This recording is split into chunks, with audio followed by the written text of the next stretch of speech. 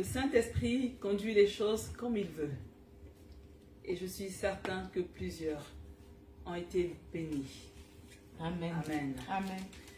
Dimanche, nous avons vu la chronologie de la loi et de la grâce. Amen. Et la chose importante dans le message du dimanche, c'était de bien connaître les lois morales. Amen. Et ce soir, nous verrons le deuxième point, la grâce et l'accomplissement de la loi. L'intitulé du message de ce soir est la grâce et l'accomplissement de la loi.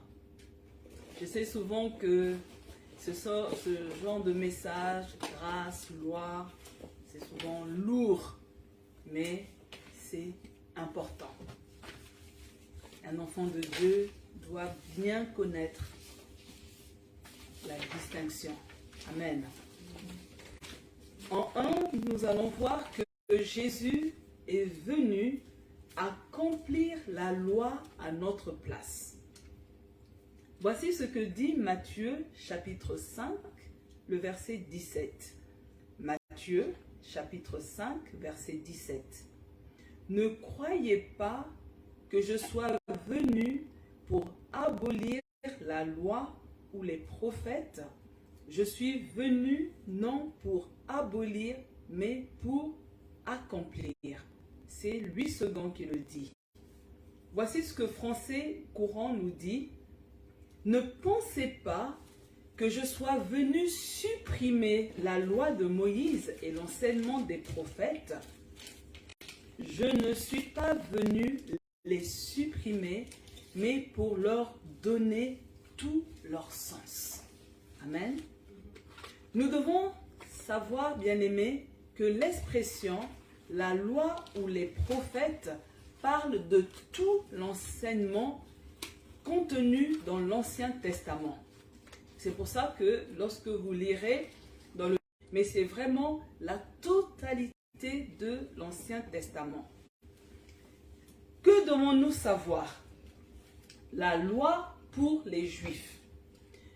On se rappelle de ce qu'on avait dit dimanche, c'est que arriver à faire l'espoir d'accomplir la loi était un idéal impossible à atteindre pour un homme et même pour un juif.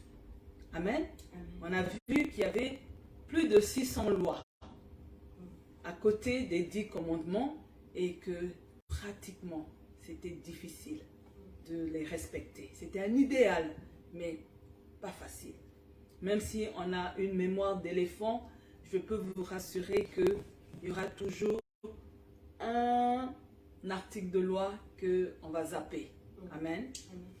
Pourtant, lorsque on écoute les scribes et les pharisiens, ils accusaient Jésus de ne pas suivre la loi. Ils mettaient dans la tête des Juifs que Jésus était un opposant de la loi. Vous vous souvenez, les scribes et les pharisiens ont désapprouvé les actes que Jésus posait. Voyez, car Jésus, il guérissait les malades un jour de sabbat. Et pourtant, la loi interdisait cela, de faire quelque chose. On ne devait pas travailler, on ne devait pas porter son lit. Mais Jésus, il a fait recouvrir la vue à des aveugles un jour de sabbat. Il mangeait avec des publicains. Jésus, il mangeait avec des personnes de mauvaise vie. Jésus, on voyait que ses disciples ne jeûnaient pas. Vous voyez, donc il faisait quelque chose qui, pour les scribes et les pharisiens, était contraire à la loi. Et donc, ils ont présenté Jésus comme un opposant de la loi. Mais ce soir, bien-aimés, nous devons être sûrs dans notre tête que Jésus n'est pas un opposant de la loi de l'Ancien Testament. Amen. Mais Jésus était opposé à la mauvaise interprétation de la loi. Il était opposé à la mauvaise pratique de la loi. Il était opposé à la manipulation des scribes et des pharisiens. Il était opposé aux ajouts de la classe religieuse. Amen. C'est ça qui mettait Jésus hors de lui. Parce que de vous à moi, est-ce que le jour du sabbat, est-ce qu'on ne peut pas faire du bien à quelqu'un? Est-ce que c'est ça qui va dire qu'il est un opposant? Vous voyez, donc, on comprend que les scribes et les pharisiens faisaient fausse route, car eux, ils utilisaient mal la loi. Amen. Amen. Et vous voyez, vous lirez Matthieu 23, de 3 à 5, et là, vous avez Jésus qui est en train de parler aux Juifs. Il est sur la montagne, il est en train de dire, ne faites pas comme les scribes et les pharisiens, qui, eux, vous disent de faire telle chose, et eux-mêmes ne le font pas. Amen.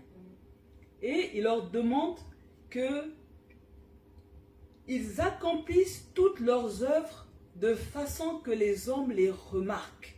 En fait, ce qui se passe, c'est que Jésus était en colère parce que les scribes et les pharisiens, lorsqu'ils accomplissaient quelque chose de la loi, c'était juste pour se faire remarquer du peuple, pour se faire apprécier des gens, pour tirer gloire de leurs exploits. Amen. Mais ce n'est pas ce que attendait Dieu lorsqu'il a promulgué les lois. Amen. Amen. C'est pourquoi, bien-aimés, Jésus disait souvent, lorsque vous lisez les évangiles, il était en train de dire, vous avez appris, mais moi je vous dis. Amen. Vous avez appris, mais moi je vous dis. Vous avez appris, mais moi je vous dis, que celui qui est son frère est un meurtrier. Amen. Vous avez appris que tu ne tueras point, que tu ne commettras point de crime, mais moi je te dis que celui qui a de la haine, est un meurtrier. Donc vous voyez, Jésus est réellement venu donner un vrai sens à la loi. Amen. La deuxième chose que nous devons bien comprendre, bien-aimés, que Jésus vient accomplir la loi, c'est que nous devons retenir, c'est que Jésus approuve la loi telle qu'elle est conçue et présentée par Moïse. Pas tous les ajouts que les scribes et les pharisiens ont mis. Alléluia. Seul Jésus a été capable d'accomplir toutes les exigences de la loi. Seul Jésus a été capable de donner le vrai sens au contenu de l'enseignement de l'Ancien Testament. Qu'est-ce que Jésus est venu accomplir? Et ça, bien-aimé, c'est quelque chose qu'un chrétien doit connaître clairement dans son esprit. Quand on parle que Jésus est venu accomplir la loi, vous voyez, Jésus, la première chose, c'est qu'il a obéi intégralement à la loi morale et à tous les commandements de l'Ancien Testament. Ça, quand on pose la question, qu'est-ce que Jésus a accompli? Il a obéi aux 10 commandements et à tous les commandements annexes. Plus de 600. Il a obéi. Amen. La deuxième chose, il a réalisé en sa personne, alléluia, toutes les ordonnances cérémoniales de la loi, avec les nombreux sacrifices et protocoles. Et ça, nous le savons parce que lui-même, il s'est donné. Alléluia. Et donc, quand il se donne lui-même, ça veut dire que tous les sacrifices, il les a faits. Toutes les cérémonies, tous les rites, il les a accomplis en se donnant lui-même, en sa personne. Troisième chose que nous devons savoir, Jésus a accompli toutes les prophéties messianiques concernant sa naissance, sa vie, sa mort et sa résurrection. Il a accompli ça, c'est lui-même Jésus. Quatrièmement, Jésus est devenu l'agneau du sacrifice. Alléluia. Il a porté le péché de l'humanité en expiant sur la croix. Et la dernière chose que nous connaissons que Jésus a faite, c'est que Jésus a pris sur lui tous les jugements que la loi avait prononcés contre nous tous. C'est la raison pour laquelle, bien-aimés, lorsque Jésus est sur la croix, avant de rendre l'âme, il dit une chose, tout est accompli. Quand il dit que tout est accompli, il faisait allusion à la loi. Amen. Tout est accompli, il a tout accompli. C'est pourquoi, bien-aimés, Jésus, il a fermé la loi de l'ancienne alliance et il a ouvert la nouvelle alliance avec la loi de Christ. C'est pour ça, bien-aimés, la loi de Christ, c'est la loi de la grâce. Amen.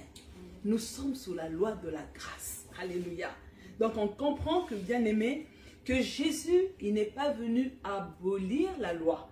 Parce que vous voyez, quand on parle d'abolir, c'est comme si je dis que ce mouchoir est là, ça gêne, et qu'est-ce que je fais? Abolir, ça veut dire je m'en débarrasse. Je le jette. Sans plus d'explication, j'ai décidé de jeter, de m'en débarrasser.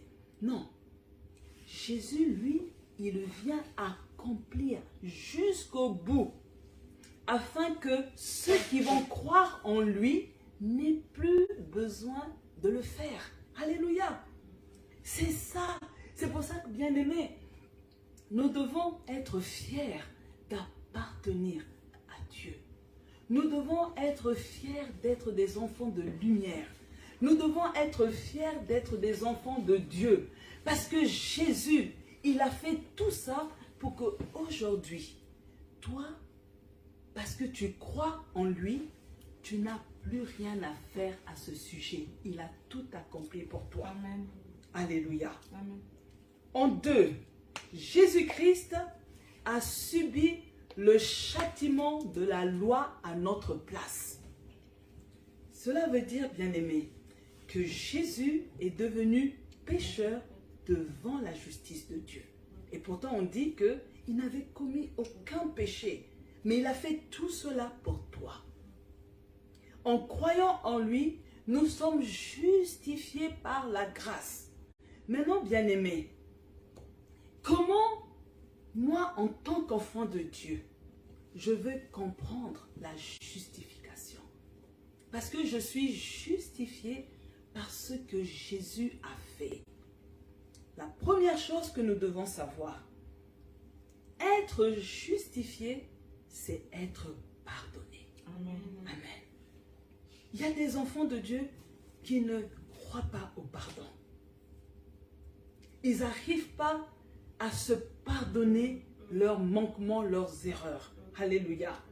Je suis en train de dire ce soir que quand Dieu pardonne, il efface ton casier judiciaire céleste. Ah. J'ai l'impression que vous ne me comprenez pas ce soir.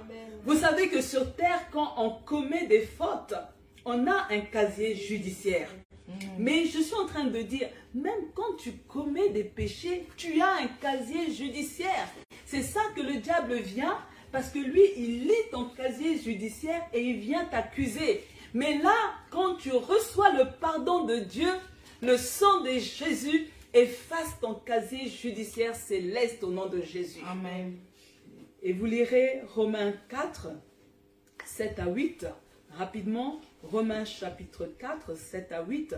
Heureux ceux dont Dieu a pardonné les fautes et dont il a effacé les péchés. Heureux l'homme à qui Dieu ne compte pas son péché. Alléluia. On doit se sentir heureux, bien-aimé.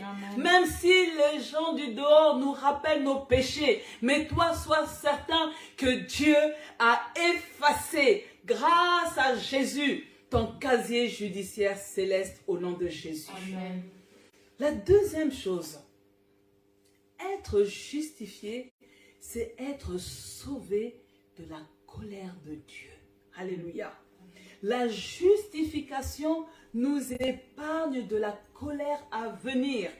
On sait que à la fin, alléluia, quand la terre sera détruite, il va y avoir un jugement. Et Dieu va se mettre en colère contre ceux qui n'ont pas accepté Jésus comme Seigneur et Sauveur. Alléluia. Il y aura le jugement, l'enfer. Et ça, vous le lisez dans Marc 5, 9. Alléluia. Je vais avancer parce qu'il y a beaucoup de choses à dire. En 3, bien-aimés, être justifié, c'est être reconnu juste. Alléluia. Abraham, non, ce bonheur est disponible pour tous ceux qui croient. Tu veux être reconnu juste.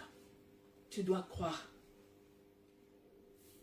Tu dois croire en Dieu. Tu dois reconnaître l'œuvre de la croix. Et là, tu es reconnu juste. Hébreux 4, 9. Ce bonheur existe-t-il seulement pour les hommes circoncis ou aussi pour les non-circoncis? Eh bien, nous venons de dire que Dieu considéra Abraham comme juste en tenant compte de sa foi. Tu veux être rendu juste, tu as besoin que tu aies foi en cela. Alléluia. Quatrièmement, bien-aimé, être justifié. Alléluia. Comment je peux savoir que je me comporte comme une personne qui est justifiée? Ça veut dire, j'ai la paix de Dieu. Alléluia. Quand nous appartenons à Dieu, nous ressentons un sentiment paisible de quiétude intérieure, bien-aimé. Alléluia. Combien de personnes n'ont pas de paix? Si tu es justifié, tu vas avoir la paix avec Dieu. Amen. Et ça, vous lisez dans Romains 5, 1. 5, bien-aimés. Être justifié, c'est se glorifier dans l'espérance. Alléluia. Vous voyez, bien-aimés, quand je sais que je suis justifié, je peux m'approcher sans crainte de Dieu. Et j'ai l'espérance de partager la gloire d'une vie éternelle avec lui. Alléluia. Amen. Je faisais un entretien il n'y a pas si longtemps et je suis choquée parce que la personne me dit, j'ai accepté Jésus comme mon sauveur et mon Seigneur. Je crois en Dieu, mais je n'arrive pas à croire en la vie éternelle. Il y a un souci. Alléluia. Vous voyez, la parole de Dieu fonctionne sous la loi de tout ou rien. Tu ne peux pas dire que ça, je pioche et ça, je n'en veux pas. Non. Si je suis devenu enfant de Dieu, je crois que maintenant, mon nom est inscrit dans le livre de vie. Alléluia. Et un jour, alléluia, à la fin des temps, je souperai au grand banquet avec lui. Et je vais passer mon éternité avec Dieu. C'est ça l'espérance de l'enfant de Dieu. Amen. 6. Être justifié, c'est posséder l'amour de Dieu. Vous savez, bien-aimés, notre espérance se base sur les promesses de Dieu. Notre espérance ne se base pas sur ce que nos yeux voient, nos yeux physiques voient, mais sur les promesses de Dieu. Et l'une des promesses de Dieu, c'est que Dieu est amour. Alléluia. Et tous ceux qui sont enfants de Dieu doivent aussi avoir en eux cet amour. Alléluia. Et nous possédons l'amour de Dieu. Alléluia. Même si tu as un cœur dur, mais lorsque tu te connectes à Dieu, ce cœur dur se brise pour laisser place à l'amour de Dieu. Et ça, vous lisez Romains 5, 5. Alléluia. Et septièmement, bien-aimé, quand je suis justifié, être justifié, c'est être réconcilié avec Dieu. Alléluia. Amen. Vous savez, bien-aimés, quand je deviens enfant de Dieu et que j'accepte d'être justifié, le problème du péché est réglé. Alléluia.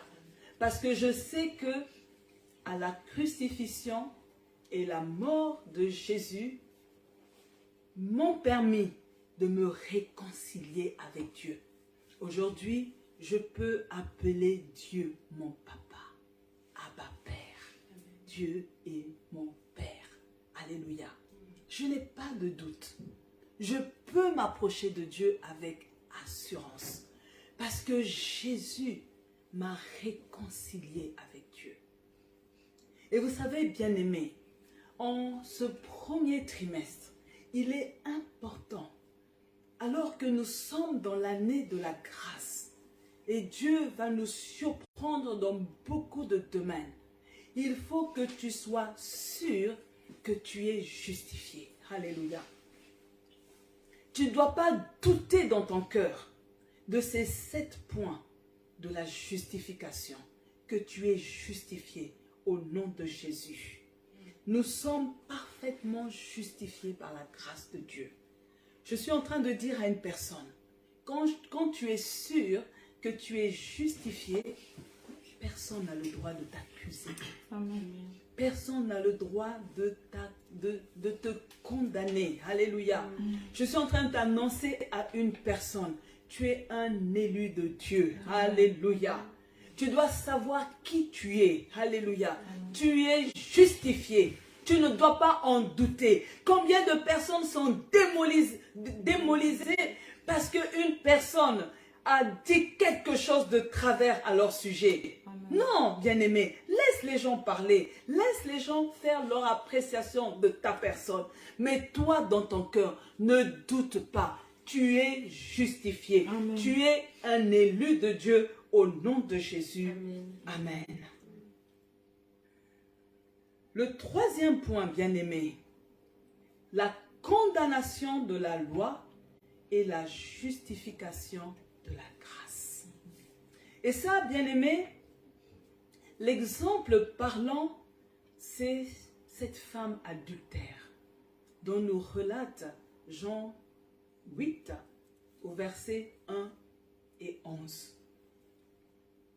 Et pour faire court, bien-aimé, cette femme, on ne donne pas son âge, on ne sait pas si c'est une jeune femme, une fiancée qu'on a attrapée peut-être avec son futur mari, ou bien qu'elle était avec le mari d'autrui, soit les gens ont attrapé cette femme en flagrant délit d'adultère. Et là, vous voyez, la loi de Moïse condamnait cette femme à la mort par lapidation. Mais la grâce était capable de la justifier. Amen. Et les gens de l'époque, qu'est-ce qu'ils vont faire? C'est qu'ils vont prendre cette femme pour la traîner vers Jésus. Parce que ils voulaient coincer Jésus. Puisque pour eux, selon eux, Jésus était un opposant de la loi. Et ils voulaient justifier avec preuve à l'appui que véritablement Jésus était opposant à la loi. Mais ce qui se passe, Jésus va dire, vous lirez l'histoire, que celui qui n'a jamais péché jette la première pierre. Tous ceux qui accusaient la femme sont partis, du plus vieux au plus jeune. Jésus aurait pu faire des reproches ou faire la morale à cette femme. Mais vous voyez, Jésus savait dans quel état cette femme se trouvait. Il n'a pas voulu plus l'humilier. Et ça nous enseigne. Jésus n'a pas voulu tourmenter plus la femme. Car avec ce qui s'est passé, je pense, et vous êtes d'accord avec moi, que la dame avait bien compris qu'elle avait mal agi et qu'elle en avait posé sur elle un manteau de honte. Au contraire, Jésus lui offre la possibilité de se repentir et de ne plus recommencer. C'est cela la grâce. Bien-aimés, qu'en est-il de nous? Alléluia.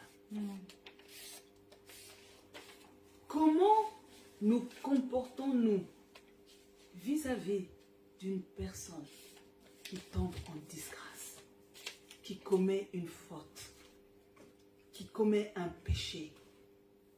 Sommes-nous comme les accusateurs de la loi ou sommes-nous capables de manifester la grâce? Ou prenons-nous un malin plaisir d'ajouter plus d'humiliation, d'ajouter plus la honte sur la personne? Voilà ce que Romains 5, 20 à 21 nous dit.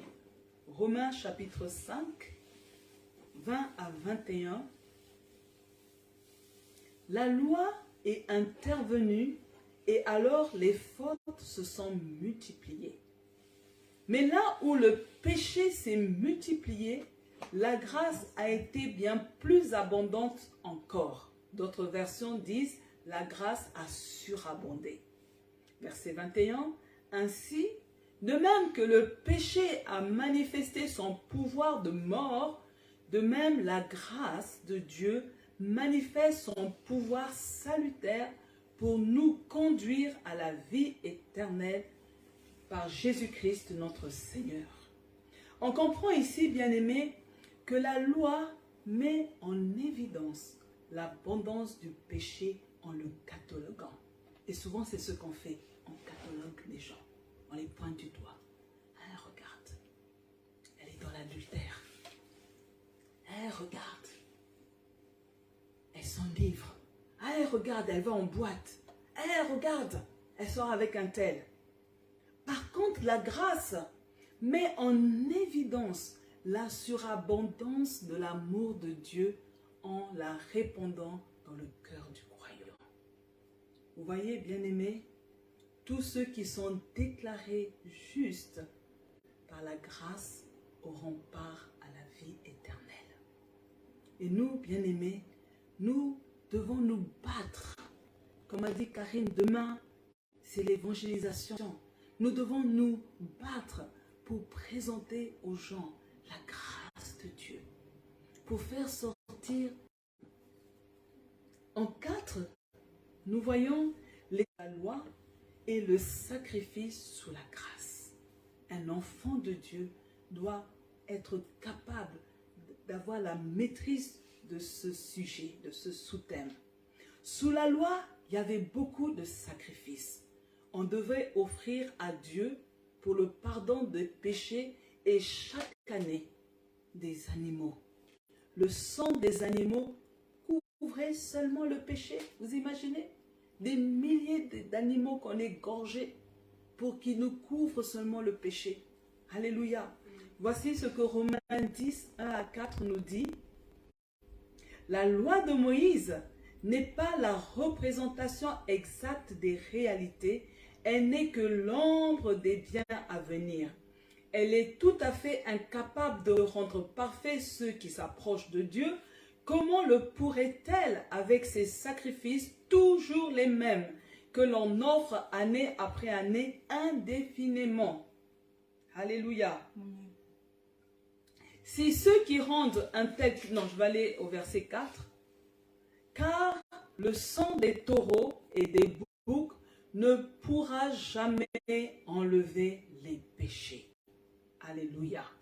On comprend que l'abattage des animaux ne pouvait pas ôter le péché ou permettre au peuple juif de s'approcher de Dieu. Non, ça permettait seulement de couvrir, ça donnait un semblant. Donc imaginez, si tu es vraiment un pécheur récidive, le nombre de couvertures qu'il y avait sur toi. Alléluia. Et vous voyez, c'était seulement un seul sacrificateur qui avait accès au lieu saint pour représenter lui-même et tout le peuple devant Dieu. Maintenant, qu'est-ce qui se passe sous la grâce? Alléluia. Sous la grâce, bien-aimés, il y a un seul sacrifice. Alléluia. C'est l'agneau de Dieu, c'est-à-dire Jésus-Christ, qui s'est offert une fois pour toutes et dont le sang ôte le péché. Alléluia. C'est pour ça que je peux dire avec assurance que ton casier judiciaire céleste est effacé. Alléluia. Voici ce que Jean 1, 29 nous dit. Vous voyez, c'est Jean-Baptiste qui parle. Voici l'agneau de Dieu qui enlève. D'autres versions disent qui ôte le péché du monde. Alléluia.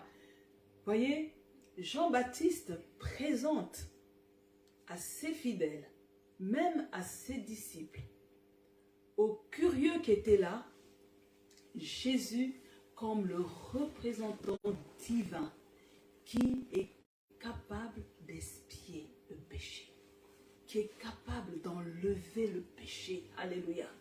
C'est comme si tu as, je ne sais pas, tu as un abcès ici et lui il vient, il enlève. Alléluia. Et vous lirez Hébreux 10, fois pour toutes. Et c'est ainsi que nous sommes purifiés du péché. Le Christ, par contre, verset 12, a offert Fils pour les péchés, et cela pour toujours douter du pardon de nos péchés. Car à notre place, au nom de Jésus.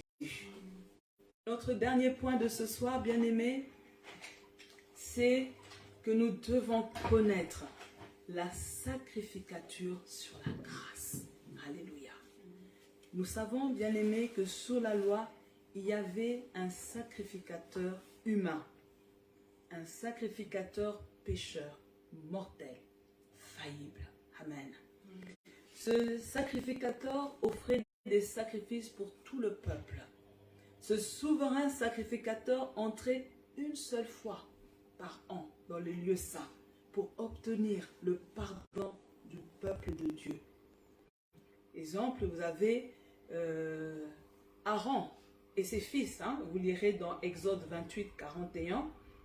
On nous parle du choix de Aaron et de ses fils qui étaient devenus la lignée des sacrificateurs. Amen. Et on se rend compte que Aaron n'est plus de ce monde. Ses fils non plus, n'est-ce pas? Et là, on comprend bien qu'ils sont humains, pécheurs, mortels et faillibles. Amen. Hébreux 7, 23 nous dit, de plus, il y a eu des sacrificateurs en grand nombre. Nous avons vu dimanche qu'il y avait plusieurs classes de sacrificateurs et on tirait au sort parce qu'ils étaient tellement nombreux. Amen. Parce que la mort les empêchait d'être permanents. Alléluia. Ces sacrificateurs ne pouvaient pas exercer le ministère indéfiniment, car la mort allait mettre un terme à leur ministère, à leur service. Mais dans la dispensation de grâce, nous avons un sacrificateur divin, un sacrificateur saint. Nous avons un sacrificateur immortel. Alléluia. Ça veut dire qu'il est mort et ressuscité et la mort ne pourra plus jamais rien lui faire. Mais nous avons aussi un sacrificateur infaillible. Alléluia. Je suis en train de dire, bien-aimé, que ce sacrificateur, ce souverain sacrificateur a offert sa vie comme sacrifice expiatoire pour notre salut. Alléluia. Ce sacrificateur a obtenu le pardon éternel de Dieu pour chacun de nous. Alléluia. N'est-ce pas merveilleux, bien-aimé? Alléluia. Amen. Hébreux 7, 24 nous dit, mais lui, c'est-à-dire Jésus-Christ, parce qu'il demeure éternellement, possède un sacerdoce qui n'est pas transmissible. Alléluia. Voici ce que dit Français courant, parce que j'ai lu Louis II. Mais Jésus vit pour toujours et sa fonction de prêtre est perpétuelle. Alléluia. En Jésus se trouve la perfection. Le ministère de Jésus ne pourra jamais changer ou être remplacé par quelqu'un d'autre. Alléluia. Je suis en train de dire, bien-aimé, que tu dois être rassuré que ce que Jésus a fait à la croix, il a fait une fois pour toutes. Il n'y a personne qui va venir après pour faire mieux que lui. Alléluia. C'est pour ça qu'il faut accepter la grâce. Alléluia. Jésus est la personnification de la grâce de Dieu. Alléluia. Rien ne peut interrompre le ministère de Jésus. Alléluia. Rapidement, bien-aimés, quel est finalement le résultat de la loi et le résultat de la grâce? Vous voyez, bien-aimés, retenez que la loi amène la condamnation. La loi amène la culpabilité. La loi amène la déchéance. La loi amène le péché parce qu'elle fait un zoom sur ton péché. Et vous lirez à la maison 1 Timothée 1, 9 à 10. Alléluia. Nous comprenons, bien-aimés, que lorsque je suis sous la loi et que je refuse la grâce, ce qui se passe, tant que je ne saisis pas la grâce, la loi révèle mon péché, mais je ne sais pas comment arrêter. Il y a des personnes qui sont conscients que ce qu'ils font, ce n'est pas bien, mais elles ne parviennent pas à arrêter. Vous voyez, la loi te rend conscient de ton état, mais tu es incapable de sortir dans cette prison dans laquelle tu te trouves. La loi t'installe dans cette prison et là, tu tournes en rond. Tu ne vois pas la porte de sortie. Tu n'as pas la clé pour ouvrir la serrure et prendre ta liberté. Mais voici ce que t'amène la grâce. La justification. Alléluia. Bien-aimé, tu peux tout oublier ce soir, mais n'oublie pas que tu as été justifié par la grâce de Dieu. Retiens par cœur les 7 points que tu es justifié. Alléluia. La grâce t'amène le salut, la sanctification, la purification. Tout cela se trouve dans la grâce. Et ça, vous allez le lire dans Romains 3, 22 à 24. Alléluia. Je veux qu'on prenne ce temps de prière, mais pour terminer mon message, je demande à une personne de faire de son mieux pour saisir la grâce de Dieu. Ne laisse pas la grâce passer à côté de toi. Ne reporte pas à demain quand la grâce se présente. Mais saisis cette grâce. Cette grâce va te faire sortir de la prison de la culpabilité. Cette grâce va mettre fin à la condamnation, aux tourments dans lesquels tu te trouves. La grâce va mettre fin à ces nuits agitées que tu passes. La grâce de Dieu veut t'apporter la paix et remplir ton cœur de l'amour de Dieu. Levons-nous, bien-aimés, nous allons prier. Alléluia. Gloire à Dieu. Merci, Seigneur. Vous allez répéter après moi le psaume 119, 11 dit: je serre ta parole dans mon cœur. Je serre ta parole dans mon cœur. Afin de ne pas pécher contre toi. afin de ne pas pécher contre toi. Seigneur, pardonne-moi Seigneur, pardonne-moi de tous mes péchés de tous mes péchés au nom de au Jésus. nom de Jésus. Élève ta voix 2 minutes pour demander pardon. Ça ne sert pas que tu sois là en train de contempler ton péché. C'est bien d'être capable de reconnaître son péché. Mais il faut réellement pouvoir accepter le pardon de Dieu. Alléluia. Que Dieu t'aide. Oui, Seigneur, ce soir, nous sommes conscients que nous sommes des pécheurs. C'est pourquoi nous te demandons de nous aider à inscrire dans notre cœur ta parole pour que nous ne péchons pas contre toi. Seigneur, nous te demandons pardon pour tous nos péchés connus. Nous te demandons pardon, Seigneur, pour ce cycle dans lequel nous sommes de péché. Seigneur, fais-nous sortir du péché. Aide-nous, Seigneur, à ne plus, Seigneur, entretenir le péché au nom de Jésus. Vous allez encore répéter après moi. Je déclare que le péché n'a plus de pouvoir sur moi. Car mon corps n'est plus esclave du péché.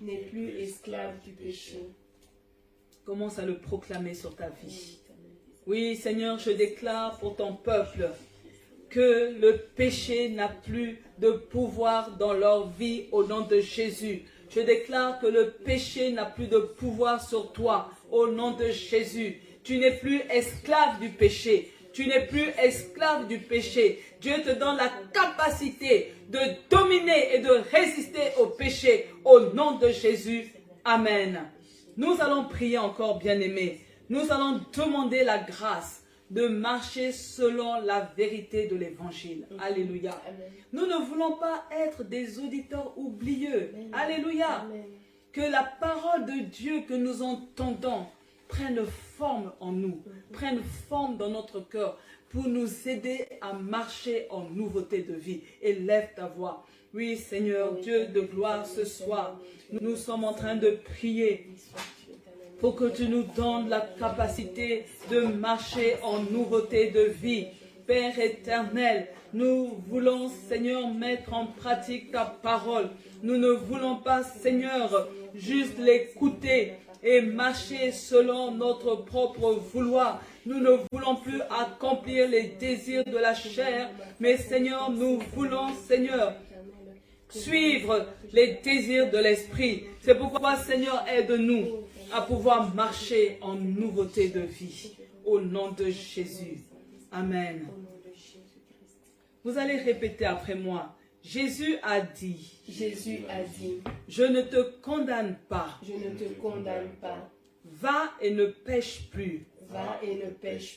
À mon tour, je veux apprendre à poser sur les autres des jugements vrais, des jugements porteurs de vie pour tous ceux qui les entendent. Au nom de Jésus. Oui, nous voulons être des porteurs de vie. Nous voulons être des porteurs d'espoir autour de nous. Alléluia. Lorsque nous voyons une personne en difficulté, lorsque nous voyons une personne dans le péché, nous ne voulons pas la condamner, l'enfoncer, mais nous voulons être des porteurs d'espoir et de réconfort. Élève ta voix là où tu es, au nom de Jésus. Oui, Seigneur Dieu de gloire, nous te demandons pardon, parce que bien souvent, Seigneur, au lieu de nous battre pour regagner, reconquérir le cœur d'un pécheur, Seigneur, nous l'enfonçons. Seigneur, nous te demandons pardon parce que bien souvent, au lieu, Seigneur, de venir réconforter, encourager un pécheur, Seigneur, nous le jugeons. Seigneur, nous mettons un arrêt de mort sur sa vie.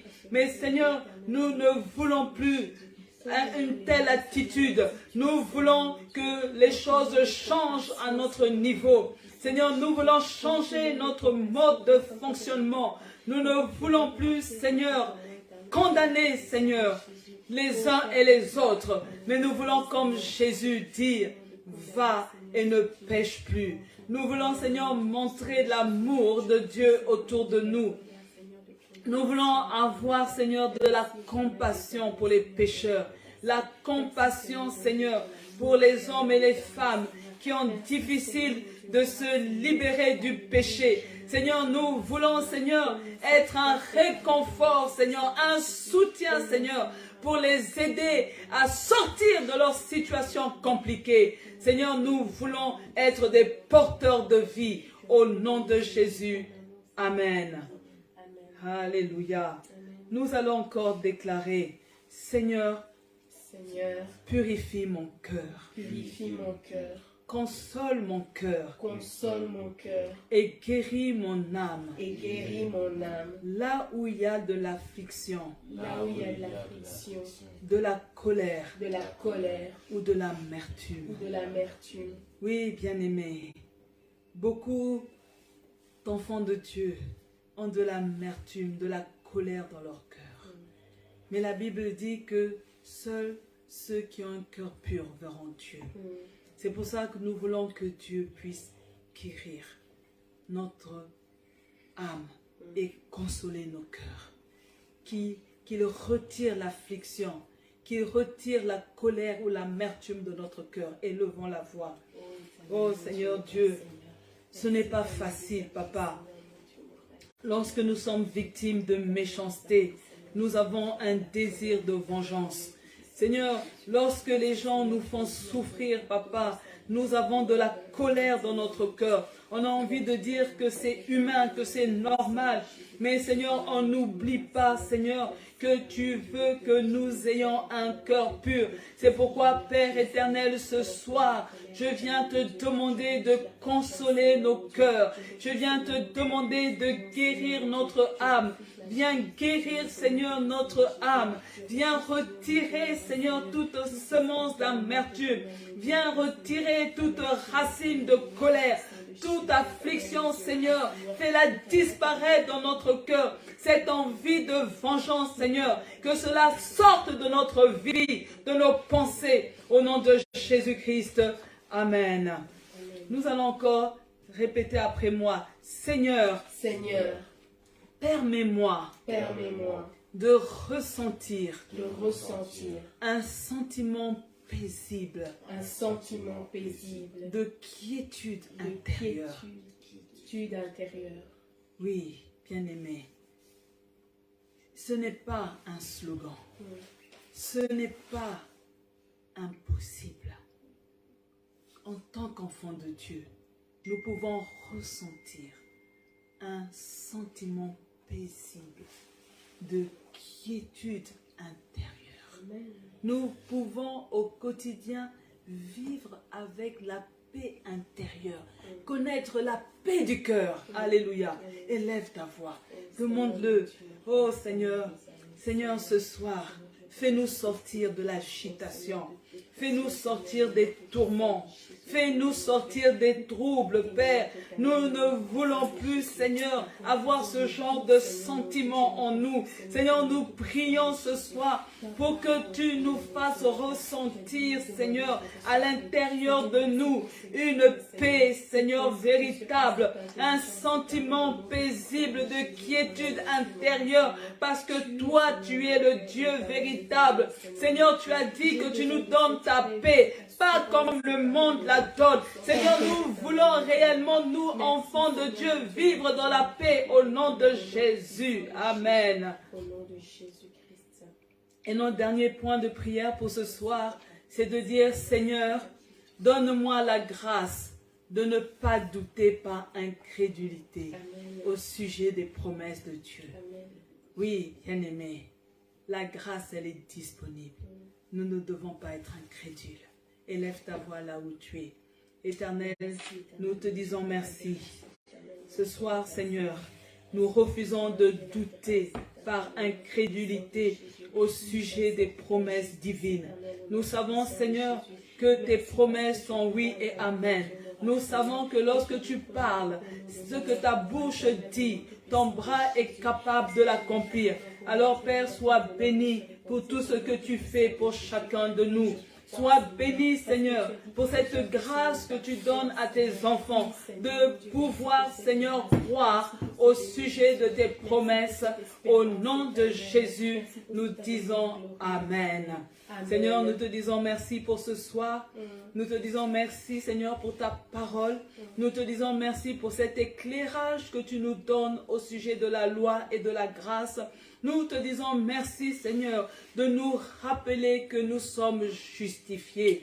Et ce que ça veut dire être justifié. Seigneur, merci. Tu nous donnes, Seigneur, la possibilité d'intégrer, Seigneur, tout ce que tu nous as enseigné ce soir. Que cela nous fasse du bien. Que cela change notre quotidien.